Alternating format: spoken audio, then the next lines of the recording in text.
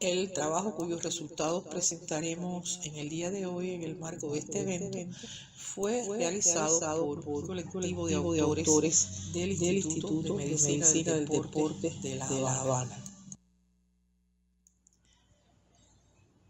La investigación forma parte del proyecto Caracterización Morfofuncional de la Población Atlética Cubana,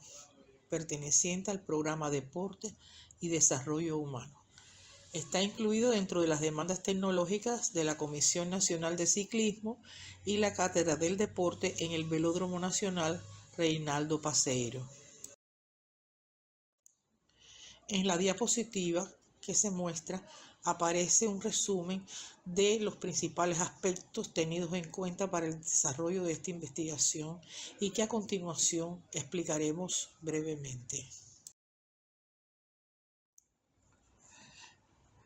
¿Por qué es necesario innovar en el deporte en la circunstancia económica actual? Los niveles incontrolables del desarrollo tecnológico han tenido un impacto negativo en países subdesarrollados o en vías de desarrollo debido al alto costo de la tecnología de punta. Cuba no ha estado exenta de estos problemas y en el caso del ciclismo ha confrontado también algunos problemas que ha llevado al entrenamiento en grupo sin tener en cuenta las individualidades funcionales de las ciclistas. En el caso del ciclismo de ruta femenino, fue una demanda del colectivo técnico que entrena a estas deportistas el establecer zonas de entrenamiento que permitieran un entrenamiento más individualizado en relación a las capacidades funcionales mostradas por las ciclistas.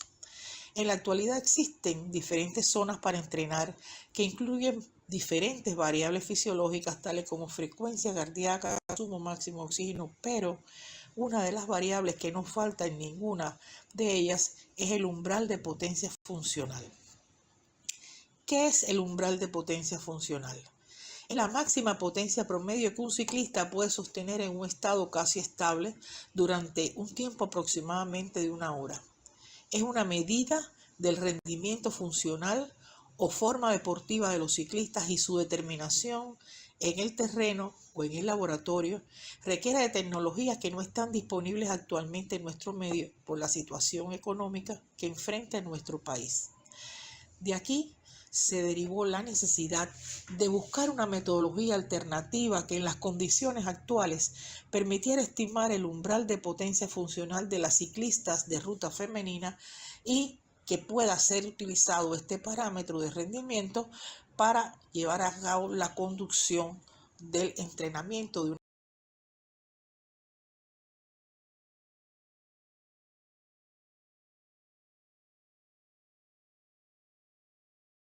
A partir de la situación problemática identificada, nos planteamos el siguiente problema de investigación. ¿Cómo estimar el umbral de potencia funcional en condiciones de laboratorio ante un déficit de recursos tecnológicos? De este problema se derivaron los siguientes objetivos. Diseñar un protocolo de esfuerzo en condiciones de laboratorio que permitiera estimar el umbral de potencia funcional y determinar el nivel de precisión de su estimación para poder utilizarlo en la conducción del entrenamiento. El estudio realizado consistió en un estudio descriptivo, analítico, diagnóstico en etapa de preparación general con una muestra de una ciclista del equipo nacional de ruta, con ella se hizo el estudio de caso y se trabajó en el laboratorio de pruebas de esfuerzo del Instituto de Medicina Deportiva. Se llevaron a cabo métodos teóricos y empíricos para poder realizar la recopilación de información que permitiera el diseño y la fundamentación del protocolo utilizado en este estudio de caso. Aquí en esta diapositiva a su derecha se ve un esquema ergométrico del protocolo llevado a efecto. Es un protocolo de carga creciente hasta el agotamiento y a nivel del agotamiento pues se toman las variables funcionales, pero destacamos en este caso la potencia mecánica máxima alcanzada por la ciclista durante la prueba. Debo señalar también que el esquema de cargas y duración fueron los esquemas que se encontraron registrados en las pruebas de terreno utilizadas en estudios con deportistas, con ciclistas de ruta, y que en su mayoría son estudios que están hechos en el terreno más escasamente en condiciones de laboratorio y requieren potenciómetros. En nuestro caso, al no disponer de esa tecnología, procedimos a hacer una estimación del umbral de potencia funcional a partir de un factor de corrección recomendada en las revisiones realizadas de un 85% de la potencia máxima alcanzada durante la prueba, y este factor de corrección se utiliza precisamente para poder corregir el esfuerzo que se realiza durante la prueba con relación al posible valor de la potencia máxima que se aplicaría en un test de referencia de 60 minutos en condiciones de terreno.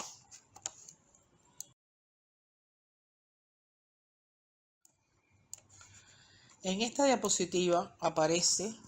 a la izquierda un cuadro con valores promedios de variables e indicadores que se determinaron en la ciclista durante el estudio piloto.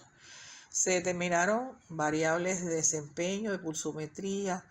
variables de frecuencia cardíaca y potencia a nivel del umbral del metabolismo anaerobio, y también los mismos valores en el momento que se estimó el umbral de potencia funcional. Es decir, también se estimó una frecuencia cardíaca de 175 latidos por minuto y de potencia de 340 watts en el momento de la estimación del umbral de potencia funcional al 85% de la máxima potencia alcanzada.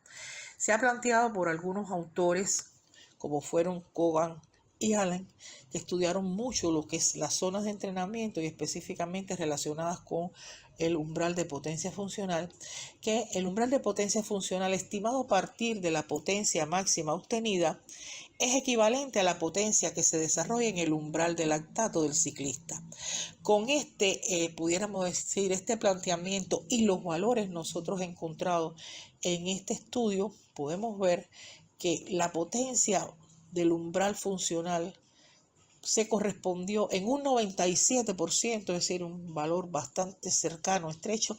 a la potencia de pedaleo en el momento del umbral del metabolismo anaerobio, e igualmente la frecuencia cardíaca que se estimó en el momento de la estimación del umbral de potencia funcional se correspondió en un 98% con la frecuencia cardíaca estimada en el momento de aparición del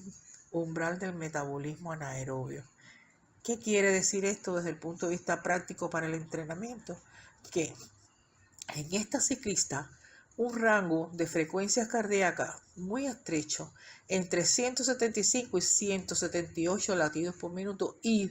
un esfuerzo percibido correspondiente a 9 en una escala de Bohr de 10 puntos, resulta apropiado para estimar el UPF en condiciones de terreno aún en ausencia de un potenciómetro.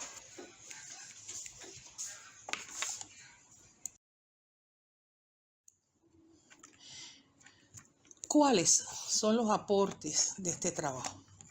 Indudablemente estamos ante un método alternativo de estimación de un parámetro que mide el desempeño del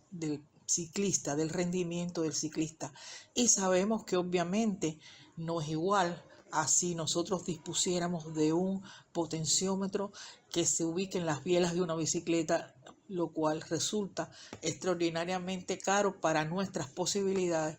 Pero sí consideramos que la precisión del método, la que hemos encontrado nosotros, nos permite utilizarla como un método alternativo que puede ser confiable. Por eso decimos que dentro de los aportes, este aporte científico que nosotros hemos identificado está dado porque se estima por primera vez en nuestro medio el UPF en condiciones de laboratorio para su ulterior utilización como una herramienta práctica en la conducción del entrenamiento. Es también un aporte económico, pues constituye una metodología alternativa, como acabo de decir, que suple recursos tecnológicos costosos, y desde el punto de vista social contribuye a lograr una preparación más individualizada de las ciclistas de ruta. Como conclusiones, podemos señalar que se diseñó un protocolo de esfuerzo máximo en velergómetro para estimar el UPF a partir de la potencia máxima alcanzada, encontrándose una elevada correspondencia entre las potencias y la frecuencia cardíaca en el umbral del metabolismo no aerobio y en el umbral de potencia funcional, lo que corrobora un nivel adecuado de precisión en la estimación de este parámetro con el diseño protocolar realizado y su posible utilización en la conducción del entrenamiento de las ciclistas de ruta.